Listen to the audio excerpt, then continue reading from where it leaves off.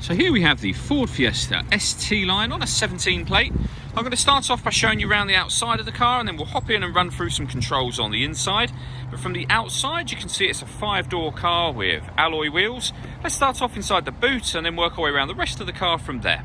So as we approach the boot, you can see we have reversing sensors, plenty of boot space as well, along with that 60/40 split folding rear seat, should you wish to increase that space even further. Okay, so we're just going to work our way back round to the front of the car, and then we'll hop in and run through some controls on the inside. But now that we've done a full circle of it, you can see it's in excellent condition the whole way round.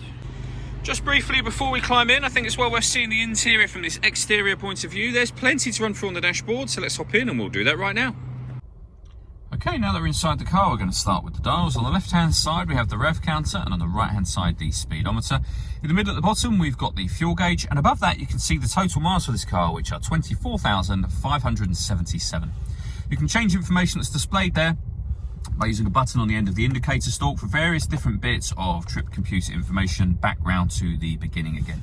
If we back out to the steering wheel, on the left-hand side here, we have stereo controls and phone controls, including voice activation for the phone. So you can hit that button in the middle, ask it to dial anyone in your contacts list, and it will do that for you without you having to take your phone from your bag or pocket. That is, of course, once you paired it up. And that is done on the stereo using the screen in the center just here. So before we come back to the phone, you can see that this car's got DAB radio. It also has AM and FM as well. So plenty of different radio frequencies for you to find your favorite station on. If you want to listen to your own music, you can do. You can do that via the CD player, which you can see just here. This car has also got USB input, and you can stream your music wirelessly via Bluetooth audio as well. As I say, that is all after you pair your phone, which is done by hitting that button just there and following the instructions on screen.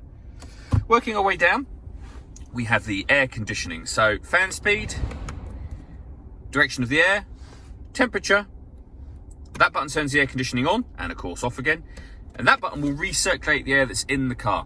So that's a great way of heating it up or cooling it down quickly depending on the temperature that you've set, and you can turn it off just as easily as you turned it on. This one turns off the stop and start. So this car is designed to cut out when it's stationary in traffic to save you fuel. Hitting that button, as I've just done, will turn the system off. We have a 5-speed manual gearbox.